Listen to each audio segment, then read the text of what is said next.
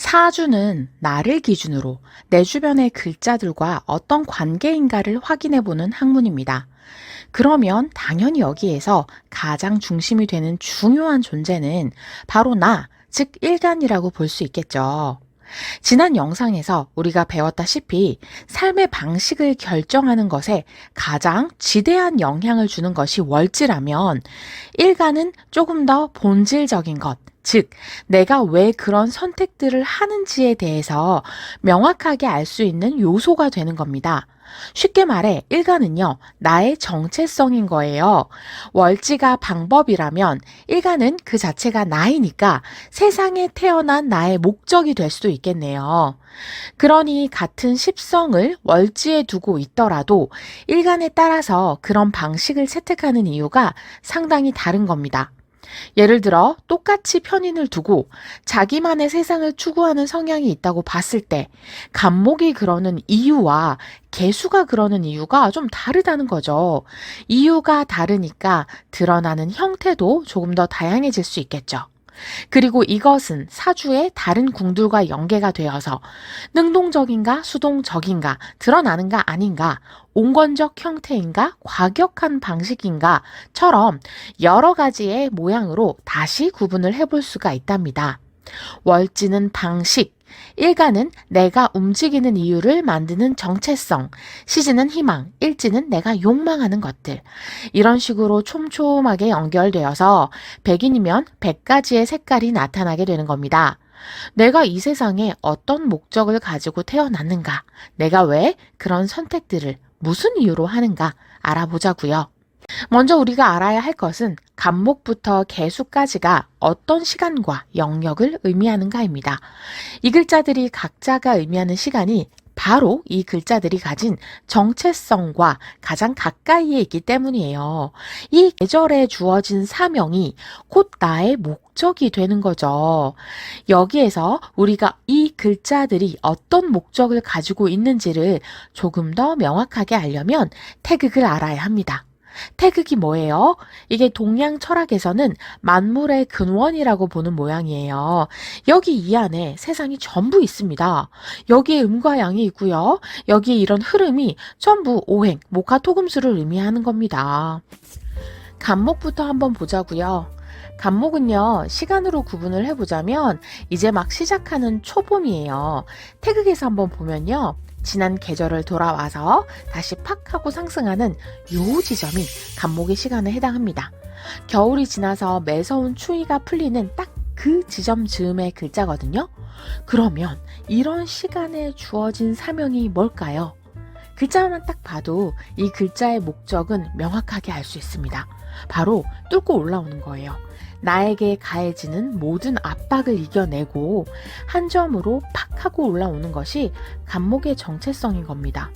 그러니까 간목들이 대체적으로 답답한 것은 좀 못 보고 있죠. 초봄에 일어나는 새싹들이 이 땅의 온도가 지금 적당한가 부드러운가 따지고 있을 수가 있나요? 주변 환경이 어찌 되었건 나는 지금 여기 이 앞에 이것에 온전히 목적하지 않으면 안 되는 시간이라는 겁니다. 그런 이유로 본의 아니게 감투를 쓰고 앞장서게 되어서 밀어주는 역할을 하는 분들이 가장 많은 것도 간목입니다. 또한 일정 부분의 맹목성도 가지고 있죠. 삶에 있어 무언가를 결정하는데 가장 중요한 근거는 성장과 돌파에 있다고 볼 수도 있겠네요. 을목은요, 땅을 뚫고 올라오는 초봄을 지나서 완연한 봄에 들어선 시간입니다. 늦봄이라고도 볼 수가 있고요. 여름으로 들어가는 초입이라고 생각해도 무방하겠죠. 간목에서 땅을 뚫고 올라왔단 말이에요. 태어는 났는데 그러나 아직은 뭐가 확실한 게 없어요. 어디로 가야 할지도 모르고 어떻게 해야 할지 정보가 없어요. 이제 막 땅에서 뛰쳐나왔는데 무슨 정보가 있겠어요. 을목은 이제 확실하고 안정되게 이 생명을 땅 위에 정착시켜야 하는 글자입니다. 그러므로 가릴 것이 없어요. 위로도 오르고 옆으로도 확장하면서 내가 활용할 수 있는 모든 수단을 일단은 활용해 봐야 하는 겁니다. 을목의 정체성이 바로 성장을 포함한 생존 그 자체라는 거죠. 얼마나 튼튼하게 잘 뿌리를 내리는가. 그래서 주변의 수단을 활용하는 능력도 탁월하고 어디에든 뿌리를 내리면 움켜쥐고 일어서는 겁니다. 응용 능력이나 위기 대처 능력이 좋은 것도 결국은 을목이 이런 역할을 해줘야 하기 때문인 거예요. 우리 인의예지 신을 배웠잖아요. 목이 어질인에 해당한단 말이죠. 이분들이 실제로 어질다라기보다는 목이 지향해야 하는 바가 어질인이어야 한다는 겁니다. 왜? 성장시켜야 하니까요. 그렇기에 따지고 골라서 키우는 게 아니라 일단은 나에게 주어진 씨앗은 전부 뿌려서 키워봐야 하는 게 봄을 관장하는 목이 목표해야 하는 바인 거예요. 더 많은 가능성을 만들려고 노력하고 희망을 잃지 않아요. 다음은 병화입니다. 병화는요, 봄을 지난 초여름이죠. 자, 가장 왕성하게 팍 하고 퍼져 있는 공간이 구분을 해보자면 병화의 영역이라고 볼 수 있어요. 많이 퍼져 있는 것을 보시면 알 수 있듯이 병화의 정체성은 확장입니다. 소소하게는 내가 알게 된 좋은 것들을 사람들과 공유하거나 겪은 경험이나 지식들을 나누는 쉐어 개념의 소극적인 확장부터 크게는 내가 가진 비전을 사람들에게 전파하거나 혹은 나 자체를 드러내고자 하는 것이 될 수 있고요. 나에게 주어진 환경에 안주하는 게 아니라 계속적으로 영역을 확장해 나가는 범위의 확장성에도 화의 정체성이 있어요. 한 가지 직업에만 국한되지 않는 것, 자신을 어떤 하나의 역할로만 두려고 하지 않는 것, 경험하거나 시도해보는 영역을 서서히 넓혀가는 것, 이것이 궁극적인 화의 방향성이라는 거죠. 여름이 어떤 시간이에요? 세상의 모든 생명들이 존재감을 드러내는 시간이라고요. 이제 달려가야 하는 판이 짜여진 겁니다. 모든 생명들이 가장 왕성하게 생명 활동을 하고 자신의 세력을 불려나가야 하는 거예요. 그러니 강약 조절이 잘 안 될 수도 있고 덜렁거리면서 빠뜨리는 것들도 생길 수 있습니다. 그러나 병화는 개의치 않아요. 이게 나의 정체성이니까요. 정화는 늦 여름, 가을을 눈앞에 두고 있는 글자입니다. 봄, 여름이 대음양으로 양이라면 가을과 겨울은 음에 해당합니다. 그렇기에 정화는 양과 음을 동시에 품고 있는 글자인 거예요. 확장하는 것이 여전히 여름을 쓰는 정화의 목표이지만 병화만큼 활동을 강하게 할 수는 없죠. 따라오는 계절인 이 뒤의 가을을 생각하지 않을 수가 없잖아요.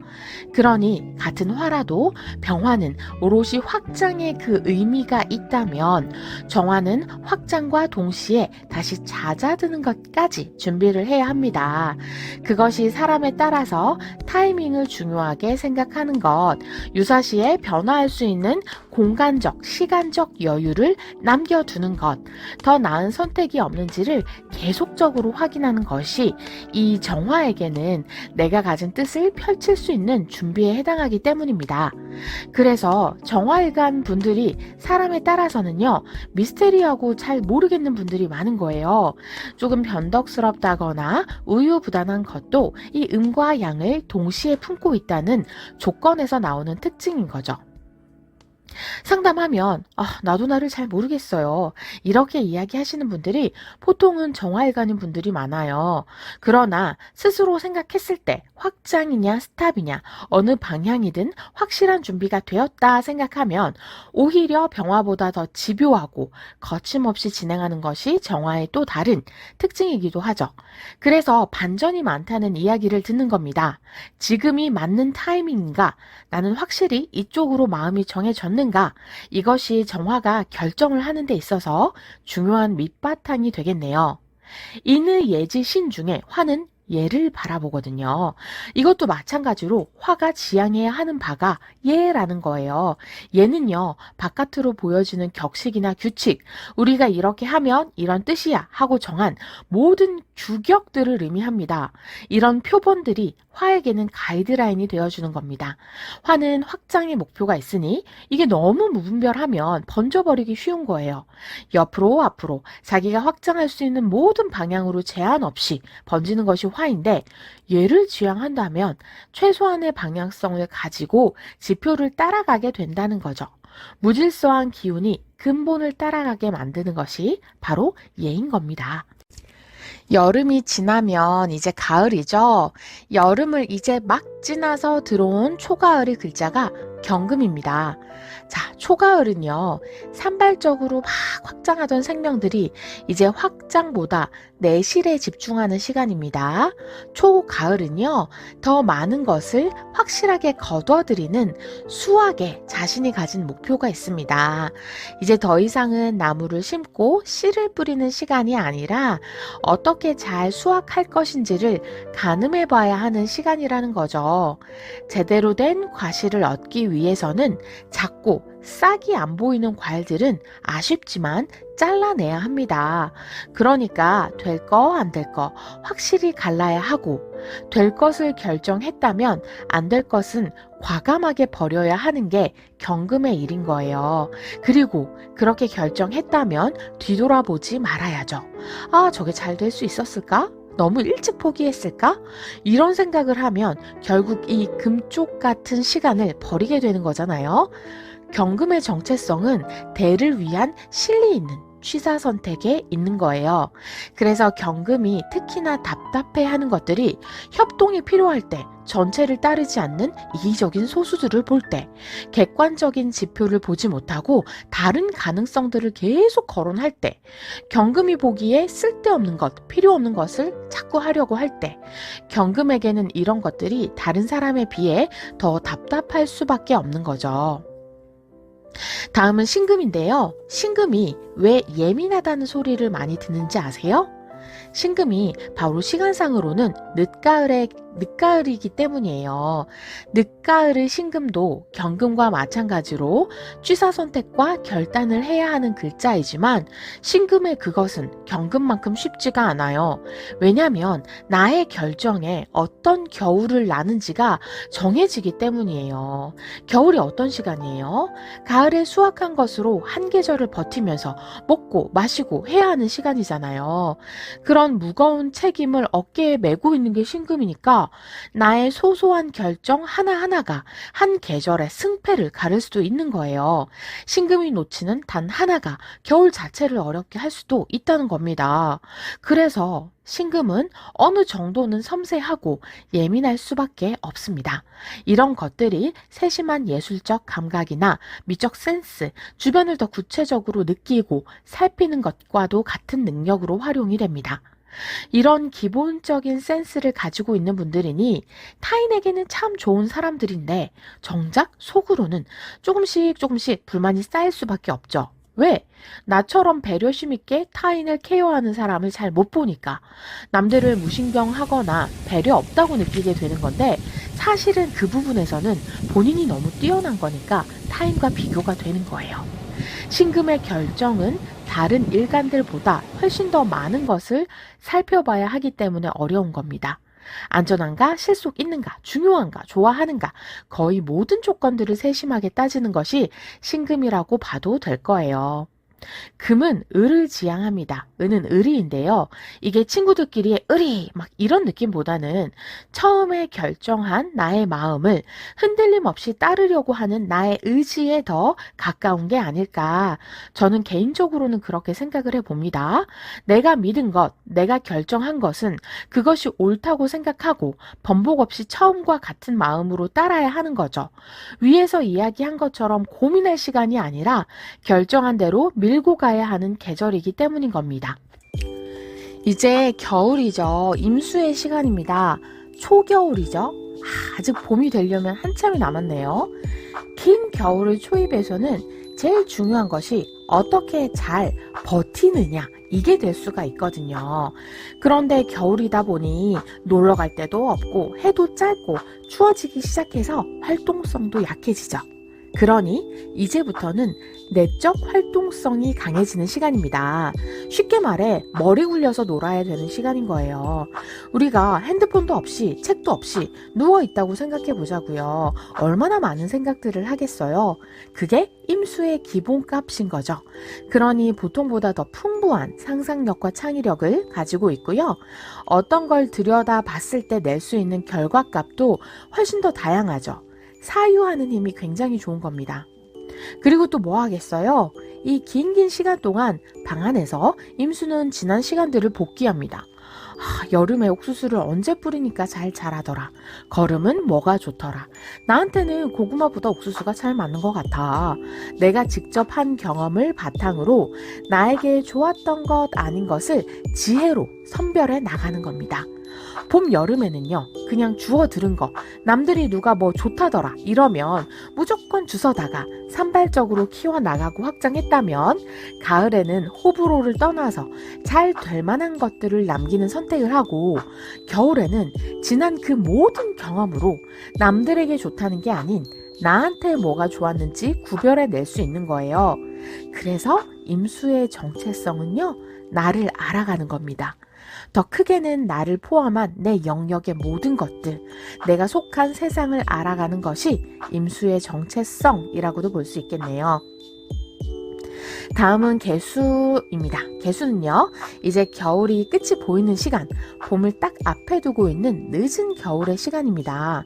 개수도 임수와 마찬가지로 나를 알아가고 정리해 나가는 것이 정체성이지만 임수와 다른 것들이 있어요. 태극을 보시면 이렇게 점점 압축되는 모양이 보이시죠? 임수는 많은 정보들을 취합하니 일단은 펼쳐놓고 거기서 선별하는 느낌이라면, 개수는 이제 봄을 준비해야 하니까 조금 더 압축하고 눌러서 정리하는 느낌에 가까워요. 개수는요, 다가오는 봄에 지난 한 해 동안 우리가 열심히 알아왔던 것들을 탁 하고 넘겨주는 그 시간인 거예요. 누르고 눌러진 마지막 엑기스, 가장 진한 농축된 에너지를 봄에 전달해줘야 하는 겁니다. 그러니 개수는 나를 알아가는 과정과 더불어서 이것을 어떤 식으로 효용성 있게 뽑아서 활용할까, 전달할까, 이런 것들에 대한 고찰을 가지고 있는 일간인 겁니다. 또한 약간 체념적이고 수용적인 방향성도 가지고 있어요. 아무리 봄에 밀어 올리고 가을에 애를 써서 선별을 해도 결국 이렇게 돌고 돌아왔구나. 이게 섭리고 이치구나. 통찰하는 시간을 가지고 다시 태어나는 거죠. 그러니까 애늙은이 같은 사람들이 많죠. 인생에 못 받을 것이 그렇게 많지 않은 거예요. 결국 돌고 도는 세상, 흉도 길이 되고 길도 흉이 된다. 개수가 생각하는 거예요. 세상이 순환의 에너지로 돌아간다는 것을 개수인 나 자체가 품은 채로 이해하고 있는 겁니다. 수는 인의 예지 신 중에 지혜를 바라보고 있습니다. 저 개인적으로 여기에서 지혜는 단순한 정보들의 나열이 아니라 지난 계절 모든 경험과 배움들을 나에게 맞는 방식으로 잘 선별해서 체득하는 고차원적인 지혜라는 생각이 듭니다. 그런 지혜를 가지고 있어야 나를 알고 너를 알아가겠죠. 무엇을 다음 세대에 넘길지 더 현명하게 압축할 수 있어야 하니까요. 토는 이 모든 계절의 중간중간을 이어주는 간절기 같은 시간에 해당합니다. 이것도 무토와 기토의 시간이 미묘하게 구분이 되는데요. 무토는요, 받는 것에 의미가 있어요. 여름이면 여름, 가을이면 가을, 그 계절을 그대로 계승하는 거예요. 그런데 한 계절이 아니라 모든 계절을 수용해야 하잖아요.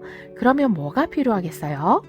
중립적인 스탠스가 필요합니다. 그리고 그 전의 계절을 그대로 지켜주려는 보호 본능이 필요하죠. 이 모든 것들이 무토의 정체성이 되는 거죠. 편견 없이 내 주변의 사람과 상황을 받아들이고 그것을 왜곡 없이 있는 그대로 들여다보고 최종적으로는 이것을 지키는 겁니다. 그래서 무토는 변화를 추구하는 사람들보다 평화로운 고요함을 선호하는 분들이 많고요. 변화한다면 또 거기에 서서 산처럼 적응해 갑니다. 제가 키우는 고양이 중에 한 마리가 안으면 안긴 대로 가만히 있고 눕히면 또 눕힌 대로 가만히 그 자리에 있거든요. 약간 이런 느낌인 거죠. 뭐든 다 수용하는 거예요. 또 하나는 보호 본능이 탑재된 겁니다. 환경을 보호해야 해. 유기동물을 보호해야 해. 우리가 가진 신념을 지켜야 해. 내 영역에 포함된 우리 가족들을 내가 지켜야 해. 보호와 유지, 중립적인 자세로 세상의 모든 것들을 수용하는 것이 무토가 삶의 크고 작은 결정들을 하는 근간에 들어갈 수 있겠네요. 마지막은 기토입니다. 같은 토오행이기 때문에 중립적인 자세를 취하고 수용하는 역할까지는 비슷하지만 무토와 기토는요, 가진 의미가 좀 다를 수밖에 없어요. 무토와 기토가 같은 간절기를 의미하지만 무토는 그 전의 계절을 계승하는 데 의미가 있다면 기토는 다음 계절로 그 전의 계절이 남긴 것을 넘겨주는 데 더 큰 의미가 있거든요. 물상으로 봐도 산과 밭이잖아요. 무토인 산은 산에서 자라나는 모든 것들을 그냥 있는 그대로 자연에서 나온 그대로 가지고 있잖아요. 그런데 기토는요. 기토는 밭이니까 필요한 작물을 원하는 형태로 관리해서 수확하는 자리 아닙니까? 산에 있는 과일들은 보통 게살구나 돌배처럼 바로 수확해서 먹기에 어려운 과일들이 많잖아요. 기토는 아니에요. 전환의 힘이 강합니다. 필요한 것을 찾아내고 그때그때 바꿔가면서 가장 합리적이고 시류에 맞는 선택을 하고자 합니다. 땅의 상태와 계절의 흐름에 맞춰서 그때그때 바꿔주는 작물 종류들처럼 말이죠. 그래서 흐름에 따라서 입장의 전환도 빠른 편이고 조금 더 실용적인 것, 조금 더 합리적인 것을 추구하는 성향이에요. 변화하는 것을 즐기느냐 아닌가를 떠나서 삶을 잘 영위하기 위해서는 변화해야 한다는 생각을 저변에 깔고 있는 거죠. 그래서 기토의 결정은 자신이 생각하는 가장 합리적이고 실용적인 방향성을 따라가는 경우가 많습니다. 시기에 따라서는 더 좋은 차선책이 있다면 처음에 내린 결정을 새로운 것을 시도해 보기도 합니다. 바꾸어서 어느 정도는 즉흥적인 면모도 가지고 있다고 볼 수 있고요. 토는 인의 예지신 중에 신을 의미합니다. 신은 믿음, 신이죠. 토가 바라봐야 하는 중요한 덕목이라는 건데 토가 모든 계절의 중간다리 역할을 하기 때문에 이 계승과 전환이라는 계절에 필요한 임무를 하기 위해서는 이 모든 계절들을 구분 없이 받아들여야 하기 때문입니다. 오늘도 긴 이야기 들어주셔서 감사합니다. 다음에 봬요.